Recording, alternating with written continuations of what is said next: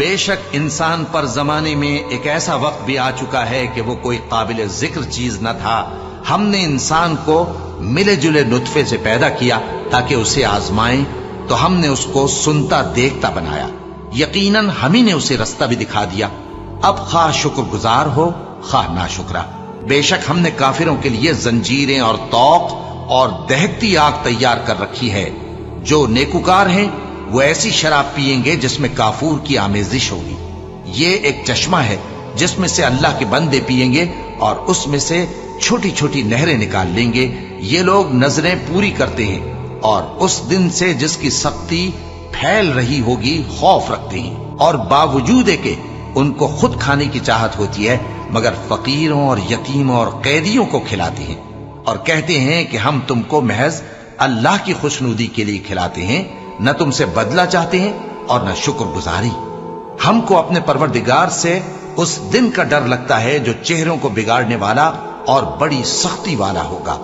چنانچہ اللہ ان کو اس دن کی سختی سے بچا لے گا اور تازگی اور خوشی عنایت فرمائے گا، اور ان کے صبر کے بدلے ان کو بہشت اور ریشمی لباس عطا کرے گا۔ اس میں وہ تختوں پر تکیے لگائے بیٹھے ہوں گے، وہاں نہ دھوپ کی حدت دیکھیں گے نہ سردی کی شدت۔ ان پر درختوں کے سائے قریب ہوں گے اور میووں کے گچھے جھکے ہوئے لٹک رہے ہوں گے، اور خدام چاندی کے برتن لیے ہوئے ان کے ارد گرد پھریں گے، اور شیشے کے نہایت شفاف پیالے اور شیشے بھی چاندی کے جو ٹھیک اندازے کے مطابق بنائے گئے ہیں، اور وہاں ان کو ایسی شراب بھی پلائی جائے گی جس میں ادرک کی آمیزش ہوگی۔ یہ بہشت میں ایک چشمہ ہے جس کا نام سلسبیل ہے، اور ان کے پاس لڑکے آتے جاتے ہوں گے جو ہمیشہ ایک ہی حالت پر رہیں گے۔ جب تم ان پر نگاہ ڈالو تو خیال کرو کہ بکھرے ہوئے موتی ہیں، اور بہشت میں جہاں آنکھ اٹھاؤ گے کثرت سے نعمت اور عظیم الشان سلطنت دیکھو گے۔ ان کے جسموں پر دیبا اور اطلس کے سبز کپڑے ہوں گے، اور انہیں چاندی کے کنگن پہنائے جائیں گے، اور ان کا پروردگار ان کو نہایت پاکیزہ مشروب پلائے گا، فرمائے گا یہ تمہارا صلہ ہے اور تمہاری محنت ہمارے ہاں مقبول ہوئی۔ اے نبی صلی اللہ علیہ وآلہ وسلم، ہم نے تم پر قرآن بتدریج نازل کیا ہے، تو اپنے پروردگار کے فیصلے کے لیے انتظار کیے رہو، اور ان لوگوں میں سے کسی بدعمل اور ناشکرے کا کہا نہ ماننا، اور صبح و شام اپنے پروردگار کا نام لیتے رہو، اور رات کو بڑی دیر تک اس کے آگے سجدے کرو اور اس کی پاکی بیان کرتے رہو۔ یہ لوگ دنیا کو دوست رکھتے ہیں اور قیامت کے بھاری دن کو پس پشت چھوڑے دیتے ہیں۔ ہم نے ان کو پیدا کیا اور ان کے جوڑ جوڑ کو مضبوط بنایا، اور اگر ہم چاہیں تو ان کے بدلے انہی کی طرح اور لوگ لے آئیں۔ یہ قرآن تو نصیحت ہے، جو چاہے اپنے پروردگار کی طرف پہنچنے کا راستہ اختیار کر لے، اور تم کچھ بھی نہیں چاہ سکتے مگر جو اللہ کو منظور ہو۔ بے شک اللہ جاننے والا ہے، حکمت والا ہے۔ وہ جس کو چاہتا ہے اپنی رحمت میں داخل کر لیتا ہے، اور ظالموں کے لیے اس نے دکھ دینے والا عذاب تیار کر رکھا ہے۔ شروع اللہ کا نام لے کر جو بڑا مہربان نہایت رحم والا ہے۔ ہواؤں کی قسم جو نرم نرم چلتی ہیں پھر زور پکڑ کر جھکڑ ہو جاتی ہیں، اور بادلوں کو ابھار کر اٹھا لاتی ہیں، پھر ان کو پھاڑ کر جدا جدا کر دیتی ہیں۔